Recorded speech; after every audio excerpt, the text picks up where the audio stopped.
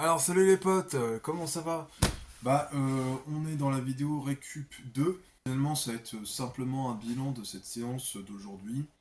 Donc j'ai fait des tractions à l'élastique jaune, des lestes de 20 kilos de poids de corps, donc c'est assez sympa comme élastique. J'ai pas grand chose à faire, hein. J'ai juste à tirer et j'ai pas tellement à me tracter quoi. J'ai juste à... Aujourd'hui j'ai fait pour 20 reps alors qu'on attaque la deuxième semaine de retour en salle. Et, alors qu'avant j'avais fait 15 reps et c'était difficile. Là j'ai fait pour 20 reps et c'était facile. Du coup je vais m'attaquer à comme aux tractions australiennes. Comme j'ai fait aux tractions australiennes 3 fois 20, 3 fois 20, et bah je vais faire 3 fois 20 là. Et je pense qu'un 3 fois 12 au poids du corps ce serait pas mal. Mais alors, vraiment, comme c'est un processus de récupération, je pense que 3 fois 12 au poids du corps, alors qu'on était à 3 fois 10 avant, c'est pas déconnant. Ça pourrait être la deuxième séance la plus efficiente de la semaine. C'est pas plus mal. Et en plus, je perds énormément d'épée, alors je suis allé faire des 2 fois 10. J'ai commencé à faire 2 fois 10 à la machine convergente. Et ensuite, j'ai fini. Ça commençait à tirer, alors je me suis concentré, j'ai juste fait. J'ai laissé reposer. Ma technique, c'est de laisser reposer. J'ai fait 20 reps à droite, là où il n'y a pas de douleur. Puis 20 reps à gauche pour laisser reposer ici, en unilatéral du coup. Voilà. J'ai fait les 2 fois 10. J'ai fait ça en bilatéral parce qu'il faut que je retrouve absolument le mouvement du bench, du développé couché. Et j'ai fait du développé couché et cette fois je suis monté. Alors la dernière fois j'avais des poids de 2,25 de chaque côté. Là j'ai fait une montée de gamme de 0, 2, 5, 10, 10 plus 2 de chaque côté. Donc je suis passé de 20 à 34 kilos et 50 grammes. Voilà, c'est pas énorme, c'est même ridicule, mais ça suffit à me faire mal. Pour beaucoup, si vous n'avez pas de douleur, je vous dirais d'aller au-delà de la douleur. Mais regardez où ça m'a conduit, alors je dirais pas beaucoup au-delà. Ça progresse, mine de rien. euh, c'est pitoyable à la vitesse à laquelle ça reprend. Mais ça progresse vite.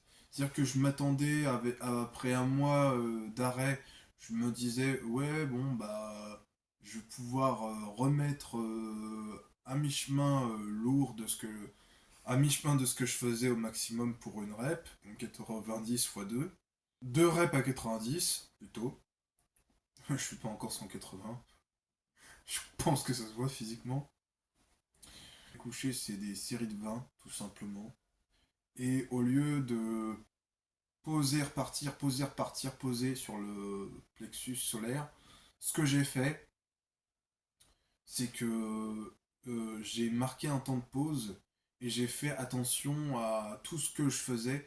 La bonne posture des poignets, la bonne tension dans les cuisses pour pousser vers l'arrière du banc, enfin vers le rack. Euh, j'ai fait attention à toute ma posture parce que ça fait un moment que j'ai pas fait de développé couché de manière régulière. Et là, j'en fais de manière régulière, mais avec des barres tellement faibles. Euh, voilà. Mais c'est rassurant parce que, en fait, ma force, elle est pas très loin. Elle est pas très loin, c'est mon tendon qui va pas. Et mes toutes petites, mes petits bouts d'insertion euh, à la scapula gauche, mais sinon tout va bien en fait. Non, non, ma force, mes muscles, ma force, ça va, mais il y a encore trop de trucs qui déconnent, et en fait, voilà.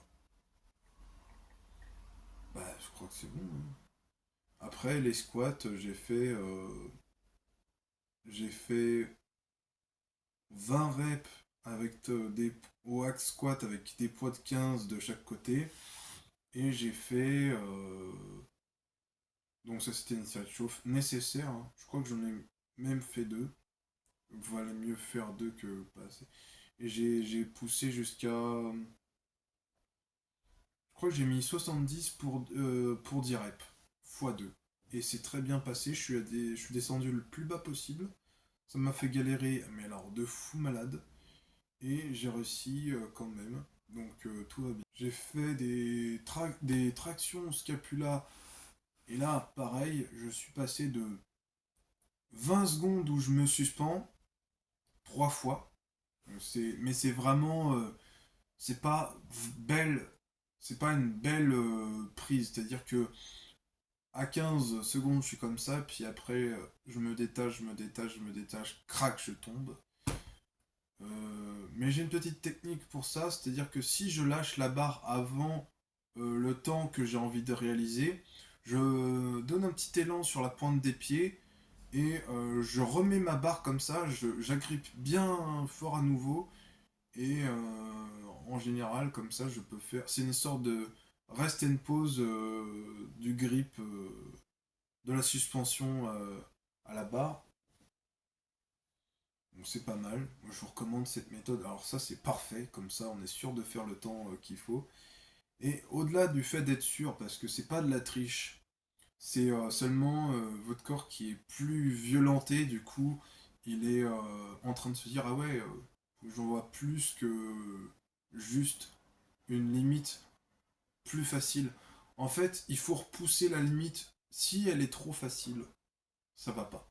Si tu la repousses, repousses, repousses, repousses jusqu'à ce que tu puisses absolument plus rien faire, là par exemple le repère c'est si je relance mon truc avec un petit élan et tout, et ben en fait le repère c'est que j'arrive plus à rester accroché 10 secondes, puis 5, puis 3, puis 2, puis 1. Et si dans la même série où je suis accroché, j'arrive plus à me réaccrocher assez longtemps, c'est que ma poignée le fatigue et du coup, j'ai plus qu'à attendre pour pouvoir relancer ça. Et j'ai pas. Comme j'ai perdu tous mes repères, ce que je fais, c'est que je fais l'aller-retour dans la salle. En général, ça vaut bien 2 minutes de récupération. Donc c'est parfait pour que je recommence à me suspendre à un bras. Et après, voilà. Donc j'ai fait... ça fait 3 fois que j'ai fait ça, là. J'ai fait ça... j'ai fait de 15-18 je galère à 20-25 je galère à 25-30 je galère. Donc là, c'est bien. Je suis presque à 30 sans lâcher. 3 fois. Et rétraction scapulaire, alors là c'est un enfer, je vais laisser, je sais pas, je vais laisser reposer parce que mon avant-bras il est congestionné, on dirait de la pierre. Ça, à un moment donné, c'est le signe qu'il faut arrêter parce que si, ça aussi, ça peut conduire à la blessure. Quand on est sur deux bras et qu'il y en a un qui va pas trop bien, on peut se reposer sur celui qui est le plus fort à ce moment-là de l'exercice. Mais sinon, c'est une vraie galère de. C'est une vraie galère de tout miser sur un bras et d'y aller trop fort. Ça peut déconner rapidement. Moi, je recommande pas ça.